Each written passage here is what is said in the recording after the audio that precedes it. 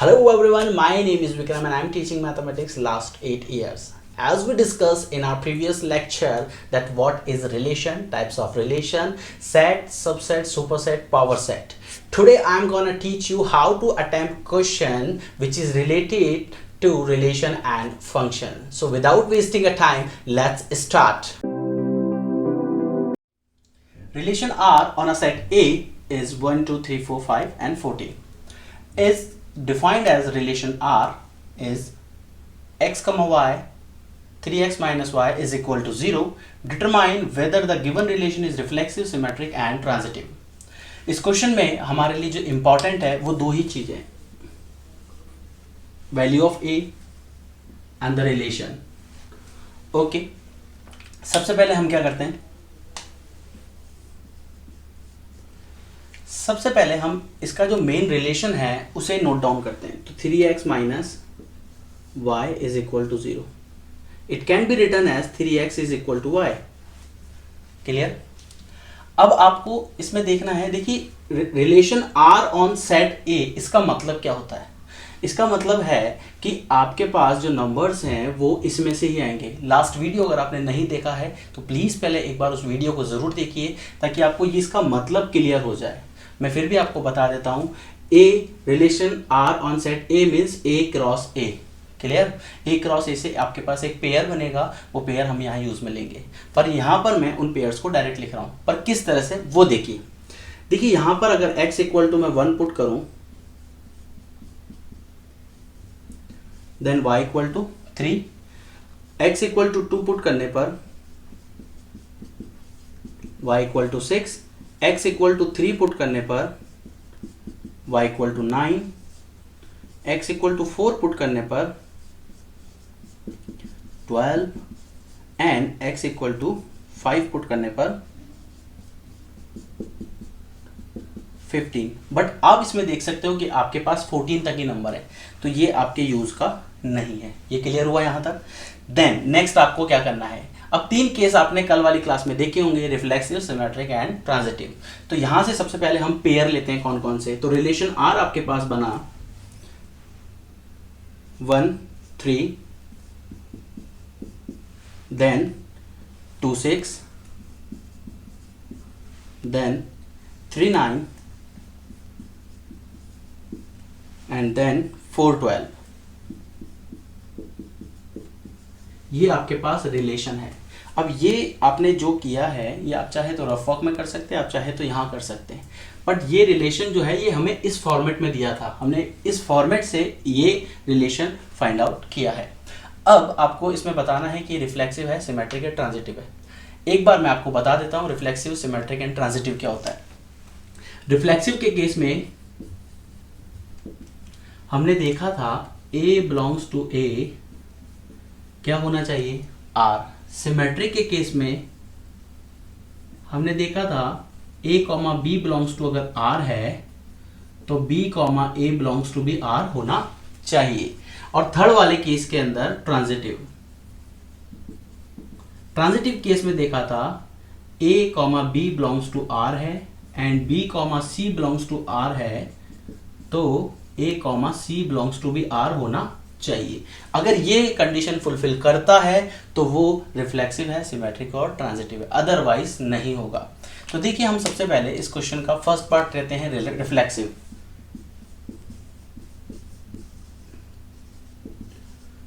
For reflexive अब आप देख सकते हो ये जो नंबर्स हैं ये ए में से लिए गए हैं, सभी नंबर्स. क्लियर है ना? ये जितने भी नंबर्स हैं ये सारे ए में से लिए गए हैं. तो रिफ्लेक्सिव के केस के लिए आपको क्या करना है, रिफ्लेक्सिव के केस में हमने देखा था A और A बिलोंग्स टू R. तो अब जब आप इसका रिलेशन या A क्रॉस A फाइंड करोगे तो वहां पर 1, 1 भी आएगा. तो 1, 1 क्या इस R में आ रहा है क्या? 1, 1 इस R में कहीं पर आ रहा है. जब ये नहीं आ रहा है तो आप डायरेक्ट बोल सकते हो कि this is not reflexive, since 1, 1 not belongs to R, so R is not reflexive. Then second case, symmetry. Symmetric का केस देखिए 1,3 बिलोंग्स टू R बट 3,1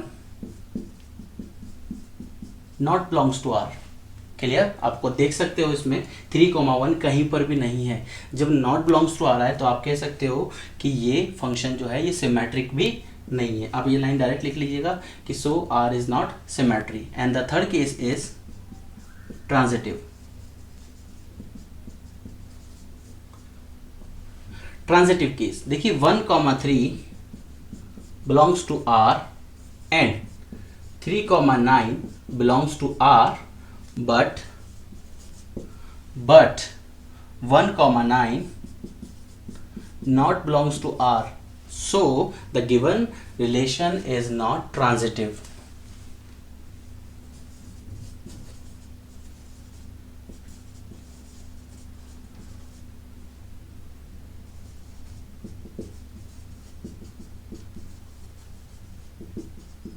ये क्लियर हुआ? अब इससे आप एक क्वेश्चन और याद रख सकते हो, क्या? अगर ये तीनों ही नहीं है तो ये फंक्शन जो है ये रिलेशन जो है ये इक्विवेलेंस रिलेशन भी नहीं है। ध्यान से एक बार देख लीजिए। Next question, let L be the set of all lines in a plane and R be the relation in L defined as R is equal to L1, L2, L1 is perpendicular to L2, show that R is symmetric but neither reflexive nor transitive. बहुत easy सा question है, आप इसे एक बार अगर समझ लेते हो तो आपको कोई प्रॉब्लम नहीं होगी। मैं इसका डायग्राम बनाता हूं जिससे बहुत क्लियर हो जाएगा। ये डायग्राम क्यों बनाया वो बताता हूं। देखिए यहां पर 3 केस बता रहा है। रिफ्लेक्सिव के लिए कोई भी नंबर वैसा ही होना चाहिए, सिमेट्रिक के लिए 2 चीज होनी चाहिए और ट्रांजिटिव के लिए 3 चीज होनी चाहिए। Let us L2, L1 and L3। ये भी क्लियर हुआ। अब इस क्वेश्चन को थोड़ा सा और ध्यान से देखिए। इस क्वेश्चन में इसने पहले ही गिवन है कि R सिमेट्रिक तो है लेकिन ना तो रिफ्लेक्सिव है और ना ही ट्रांजिटिव है। ओके, तो आपकी आधी प्रॉब्लम तो क्वेश्चन ने ही सॉल्व कर दी। देखिए सबसे पहले हम सिमेट्रिक वाले केस को ही ले लेते हैं। फॉर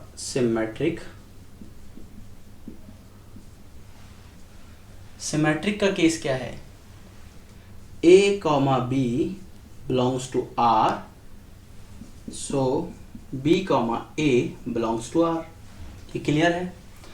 तो यहां पर इनके बीच का जो रिलेशन है वो है L1 is perpendicular to L2। Clear? तो यहां पर आप देख सकते हो कि L1, L2 perpendicular to R implies that L2 and L1 is also perpendicular to R. L1, L2 is perpendicular to each other, okay, and L2 and L1 is also perpendicular to each other. ये दोनों ही एक दूसरे के perpendicular है। जब ये दोनों ही perpendicular है तो आप बोल सकते हो कि ये एक सिमेट्रिक रिलेशन हुआ। क्लियर? नेक्स्ट हम सेकंड पार्ट देखते हैं।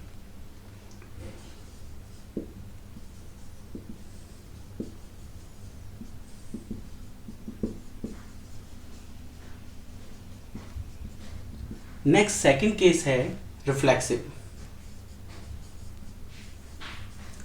रिफ्लेक्सिव का केस आप देख के ही समझ सकते हो। रिफ्लेक्सिव में हमने क्या देखा था कि कोई भी नंबर जैसे A है, A, A belongs to R, then ये रिफ्लेक्सिव है। लेकिन क्या कोई भी लाइन खुद के परपेंडिकुलर हो सकती है? L1 के ही परपेंडिकुलर हो सकती है? नहीं हो सकती। तो L1 not belongs to R. Clear? So this relation is not reflexive. Then last is transitive.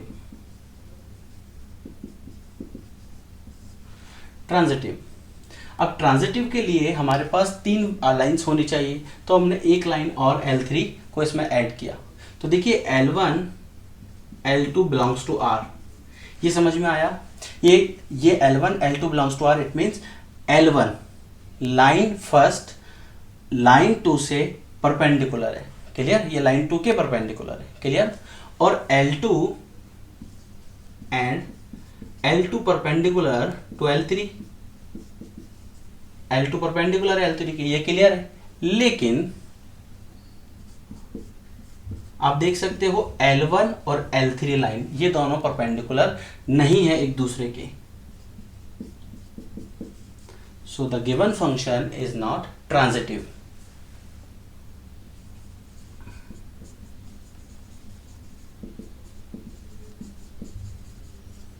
ये क्लियर हुआ?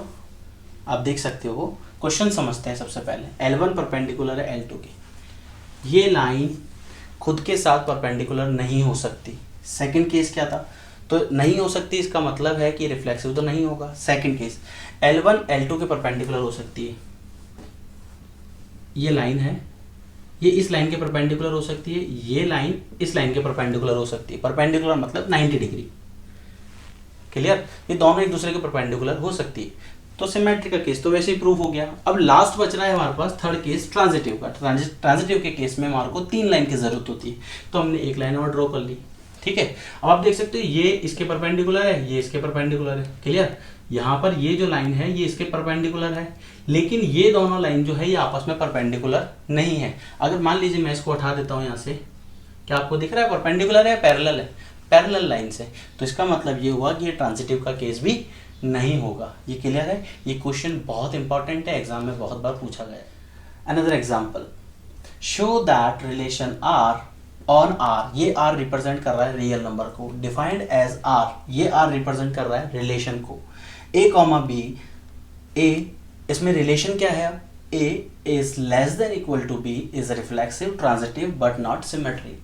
क्वेश्चन बहुत इजी है, आपको क्या करना है, क्वेश्चन को थोड़ा सा ध्यान से पढ़िए एक बार।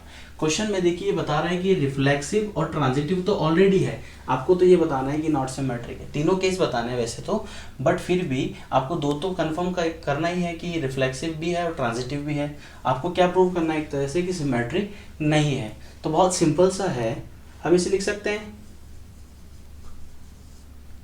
ए रिफ्लेक्सिव के केस के लिए। क्यों? क्योंकि रिफ्लेक्सिव के केस में हमने पढ़ा था A कॉमा A दोनों किसमें से बिलोंग करने चाहिए? R में से।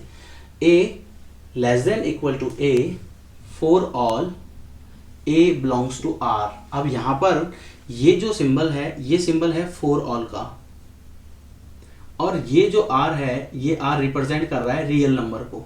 हम मान लेते हैं कि A जो है वो रियल नंबर में से लिया गया है, तो वो इस कंडीशन को फुलफिल कर रहा है, क्लियर?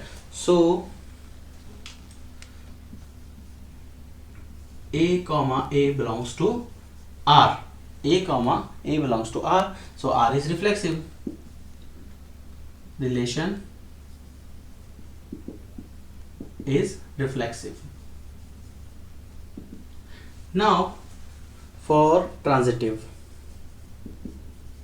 ट्रांजिटिव के केस में हम लिख लेते हैं A B and B C for all A B C belongs to real number. हम मान लेते हैं ABC एक रियल नंबर है, और वो उसको इस तरह से फॉर्मूले में रख के हमने रिलेशन में रख के हमने इसको सॉल्व कर लिया। जब ये कंडीशन को फुलफिल कर रहा है तो आप डायरेक्ट बोल सकते हो A comma C belongs to R। R means relation, ये R अब यहाँ रिलेशन को रिप्रेजेंट कर रहा है। A कॉमा C जो है ये रिलेशन को रिप्रेजेंट कर रहा है। ये क्लियर हुआ? तो अब जब ये कंडीशन अगर फुलफिल कर रहा है तो आप डायरेक्ट बोल सकते हो कि the given function is transitive function, transitive relation, ठीक है। Then last is symmetry.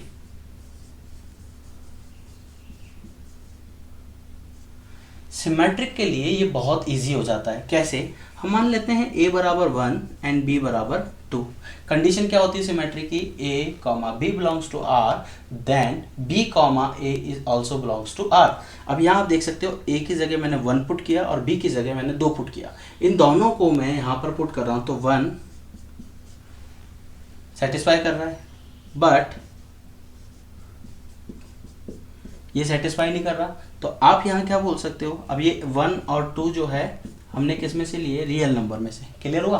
तो आप यहाँ पर इस पूरे में देख के बोल सकते हो कि ये फंक्शन जो है वो सिमेट्रिक फंक्शन नहीं है, तो not symmetric function, not symmetric relation. एक बात हमेशा ध्यान रखना, function is also a type of a relation. Clear? देखिए, another question is that prove that the relation R in the set A 1 to 7 given by relation R A comma B A minus B is even is an equivalence relation. Most important question है, board का बहुत favourite question है ये। अब आपको इसको करना किस तरह से है, क्वेश्चन समझिए बहुत अच्छे से। देखिए क्या करना है क्वेश्चन में, आप देख सकते हो यहाँ पर ये आपसे बता रहा है कि a माइनस बी एक इवन नंबर है, यानी जब आप वैल्यूज पुट करोगे तो जो आंसर आएगा वो एक इवन होगा, और ये एक इक्विवेलेंस रिलेशन है। लास्ट वीडियो में मैं आपको बता चुका हूँ, इक्विवेलेंस रिलेशन बहुत इंपॉर्टेंट है बोर्ड के हिसाब से। देखिए कैसे करना है, let a belongs to capital A, ठीक है, कोई भी नंबर हो सकता है जो a में से बिलोंग कर रहा है, ठीक। तो a माइनस ए हमने इस रिलेशन में पुट किया, 0 आया विच इज इवन। अब अगर ये इवन है तो आप क्या बोल सकते हो, a comma a belongs to r, क्योंकि रिफ्लेक्सिव के केस के लिए इस तरह ही होता है, दोनों किस में से बिलोंग करने चाहिए, r में से। अब जब ये दोनों r में से बिलोंग कर दें तो आप डायरेक्टली क्या बोल सकते हो, सो r is reflexive. Second case आपके पास क्या है, इक्विवेलेंस में 3 केस होते हैं, कौन कौन से, reflexive, symmetric and transitive. Clear हुआ, रिफ्लेक्सिव, सिमेट्रिक एंड ट्रांजिटिव। अब सिमेट्रिक वाला जो केस है, सिमेट्रिक केस में क्या होता है, a comma b belongs to capital A, ये हमने माना। अब देखिए a minus B is equal to, अब a माइनस बी अगर आपने सॉल्व किया तो आपके पास आया इवन नंबर, ठीक है, एंड b माइनस ए। अब ये b माइनस ए आया किस तरह से है, हमने क्या किया, आप इसको मैं डायरेक्ट बता देता हूँ। यहाँ पर देखिए, इसमें से अगर मैं माइनस कॉमन ले लेता हूँ तो ये बन जाएगा b माइनस ए, ठीक है, तो ये हो जाएगा माइनस का b माइनस ए। इसको आपने सॉल्व करोगे, क्योंकि मॉड्यूलस में है तो आंसर हमेशा पॉजिटिव ही आएगा, तो माइनस b माइनस ए को जब आपने सॉल्व किया तो कितना आया, इवन। जब ये दोनों ही इवन आए तो आप क्या बोल सकते हो, a comma b belongs to r and b comma a is also belongs to r, hence r is symmetric। ये क्लियर हुआ अच्छे से एकदम, आगे चले। नेक्स्ट है हमारे पास ट्रांजिटिव। ट्रांजिटिव में 3 केस होते हैं हमारे पास, तो a b c belongs to r। Clear, transitive important है, बहुत ध्यान से करना। ट्रांजिटिव में आपके पास ए बी सी 3 केस होते हैं, तो हमने मान लिया a minus B is equal to, अब a माइनस बी 3 केस होते हैं और आपको इवन प्रूव करना है। पर आप मुझे एक बात बता सकते हो, देखिए कोई भी नंबर मैं ले लेता हूँ 1 और मैंने इसको 2 से मल्टीप्लाई किया तो इवन नंबर आएगा। किसी भी नंबर को, किसी भी ऑड नंबर को अगर आप 2 से मल्टीप्लाई करते हो तो एक इवन नंबर आता है, और इवन को मल्टीप्लाई करते हो तो भी इवन नंबर आता है। तो यहाँ पर a माइनस बी इवन लेके आना है, तो मैंने इसे मान लिया 2 लैम्डा और इसे नाम दे दिया इक्वेशन फर्स्ट, ठीक है। नेक्स्ट मैंने क्या किया, a minus B and b minus C, इसको सॉल्व किया और इसे मैंने नाम दे दिया 2 लैम्डा दिया, तो इसको म्यू दे देते हैं, इक्वेशन नंबर सेकेंड। नेक्स्ट आपको क्या करना है, इन दोनों इक्वेशन को ऐड करना है। क्यों करना है, इसे आप देख सकते हो, आप चाहे तो इसके बाद का स्टेप भी लिख सकते हो और आप चाहे तो इसे यहां पर भी कंप्लीट कर सकते हो। आपको क्या करना है, इक्वेशन फर्स्ट और सेकंड को ऐड कर दीजिए, add equation first and second. मैं यहां से मॉड्यूलस हटा रहा हूं। मॉड्यूलस जब भी हटाते हैं तो यहाँ पर इसके साइड में, राइट हैंड साइड में जो नंबर होता है उसके आगे प्लस या माइनस आता है, तो a minus B is equal to plus minus 2 lambda और b minus c is equal to plus minus 2 mu. जब आप इनको ऐड करोगे, ठीक है, जैसे आप इनको ऐड करोगे तो कितना हो जाएगा, देखिए यहाँ पर आपके पास प्लस में बी है, माइनस बी है, कैंसिल हो जाएगा, तो ये बन जाएगा a minus c is equal to plus minus bracket में 2 लैम्डा प्लस 2 म्यू। क्लियर हुआ? यहाँ से आप चाहो तो डायरेक्ट 2 कॉमन भी ले सकते थे, तो मैं इसको इस तरह से लिख देता हूँ a minus c is equal to 2 lambda plus mu. Clear? अब देखिए ट्रांजिटिव का केस क्या होता है, a comma b belongs to r and b comma c belongs to r, then a comma c also belongs to r। अब यहाँ पर आप देख सकते हो कि a माइनस सी 2 से जो है a माइनस सी वो 2 से मल्टीप्लाई हो रहा है यहाँ पर, मतलब इसका जो भी आंसर आ रहा है वो 2 से मल्टीप्लाई हो रहा है, तो ये एक इवन नंबर होगा। तो आप डायरेक्ट बोल सकते हो so given relation is transitive relation.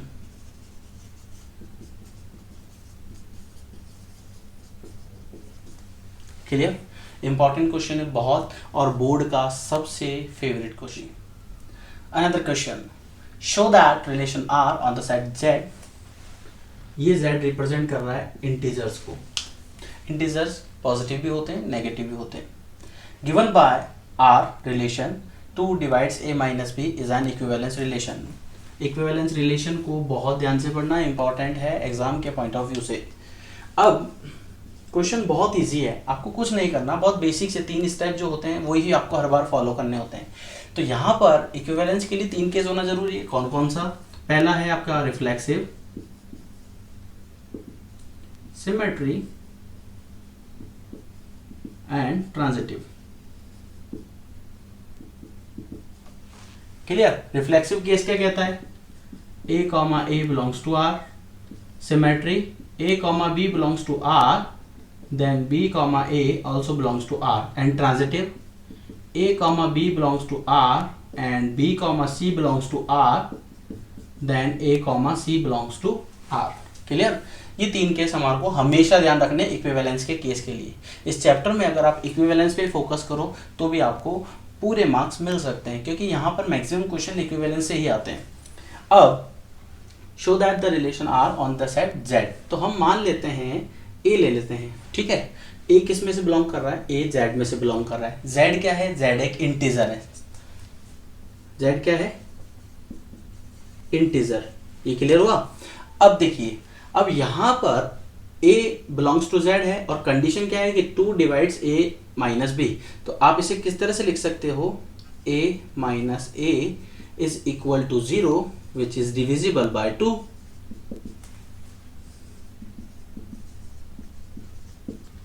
होता है जब ये कंडीशन फुलफिल कर रहा है तो आप डायरेक्ट बोल सकते हो कि a comma a belongs to r, इस रिलेशन में बिलोंग करते हैं।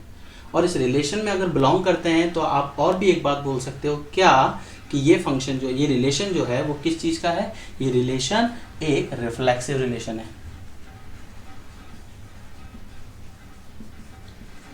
Given relation is reflexive.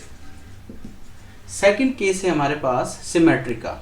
Symmetry का केस हम ले लेते हैं a कॉमा b, और ये दोनों किस में से बिलोंग करते हैं, z के अंदर से, ठीक है। अगर a और b z में से बिलोंग कर रहे हैं तो देखिए a minus B is equal to, अभी बोल रहा है a minus B is divided by 2, okay.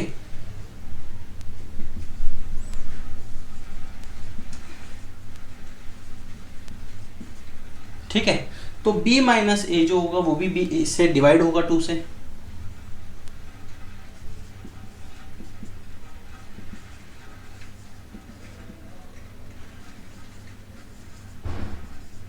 ये समझ में आ रहा है? अगर a माइनस बी डिवाइड हो रहा है 2 से तो b माइनस ए भी डिवाइड हो रहा है 2 से। इसके पहले वाले क्वेश्चन में भी यही कंसेप्ट था, बस वहां पर मॉड्यूलस था, इतना ही फर्क था। तो a माइनस बी अगर डिवाइड हो रहा है 2 से तो b माइनस ए भी डिवाइड होगा 2 से। अब जब ये दोनों ही 2 से डिवाइड होंगे तो कंडीशन क्या कहती है, a comma b belongs to r, then b comma a also belongs to r। So given relation is symmetric. And the last one is transitive. Transitive का केस क्या कहता है, ट्रांजिटिव का केस है a comma b belongs to r and b comma c belongs to r, then a comma c belongs to r। तो transitive के case में हम इसको और इजी बना लेते हैं। देखिए a b और c ये तीनों किस में से बिलोंग कर रहे हैं, z में से। z क्या है, इंटीजर को रिप्रेजेंट कर रहा है। तो a minus B is equal to is divided by 2 है, तो आप इसे लिख सकते हो 2 lambda, and b minus c is also equal to 2 mu. ठीक है, ये क्लियर होगा। अब ये डिवाइड कैसे, यहाँ पर डिवाइड कहाँ कर रहा है, तो देखिए इस 2 को अगर मैं नीचे भेज देता हूँ तो ये डिवाइड ही करेगा। क्लियर हुआ। तो देखिए a minus b also divided by 2 and b minus c is divided by 2। तो आप यहाँ से इन दोनों को ऐड कर दीजिए, ऐड कर दोगे तो कितना बन जाएगा, ऐड इक्वेशन 1 एंड 2, ये इक्वेशन फर्स्ट है, ये इक्वेशन सेकंड है, दोनों को ऐड कर दीजिए तो a माइनस बी और प्लस बी कैंसिल हो जाएगा, तो a minus B is equal to 2 bracket में लैम्डा प्लस म्यू। इस 2 को अगर आप नीचे भेज दोगे तो ये डिवाइड करेगा, ये डिवाइड करेगा तो आप बोल सकते हो कि a minus c, a comma c belongs to r। जब a comma c belongs to r है, then hence given relation is transitive। ये क्लियर हुआ। ये बहुत इंपॉर्टेंट है, दोनों क्वेश्चंस, दोनों के दोनों, इसके पहले वाला क्वेश्चन भी और ये भी, तो इन पे ध्यान ज़्यादा दीजिएगा। और फिर भी अगर आपको समझ में नहीं आता है तो आप कमेंट सेक्शन में बताइएगा। मेरे कांटेक्ट नंबर से आप मुझसे जुड़ सकते हैं। मेरा कांटेक्ट नंबर है 8209448347। इस पर कॉल करने का टाइमिंग का ध्यान रखिएगा। संडे को मैं कॉल पिक नहीं करता हूँ, बाकी Monday to Saturday morning 9 to evening 9 आप कभी भी कॉल कर सकते हो, व्हाट्सएप से जुड़ सकते हो, अपने क्वेश्चंस पूछ सकते हो, आपकी प्रॉब्लम इसमें मैं सॉल्व करा दूंगा। कोशिश करूंगा कि मैं आपको एक वीडियो बनाकर प्रोवाइड करा दूँ। सो आज की वीडियो में फ़िलहाल इतना ही। नेक्स्ट वीडियो के अंदर हम फंक्शन से रिलेटेड कुछ टॉपिक पढ़ेंगे, एक कोटेशन जो शायद आपकी पूरी लाइफ चेंज कर सकता है। If you think of something difficult that means you have not understood it well. अगर आपको कुछ मुश्किल लगता है तो इसका यही मतलब है कि आपने उसे ढंग से नहीं समझा है। कुछ लोग जीने के लिए पैदा होते हैं और कुछ लोग जीतने के लिए पैदा होते हैं। मुझे पता है आपका जन्म जीतने के लिए हुआ है। आपको इस चैप्टर से रिलेटेड कोई भी प्रॉब्लम हो, जब ना अभी तक हमने पढ़ा, तो आप मुझसे कांटेक्ट कर सकते हैं Monday to Saturday morning 9 AM to 9 PM। और चैनल को सब्सक्राइब करना ना भूलें।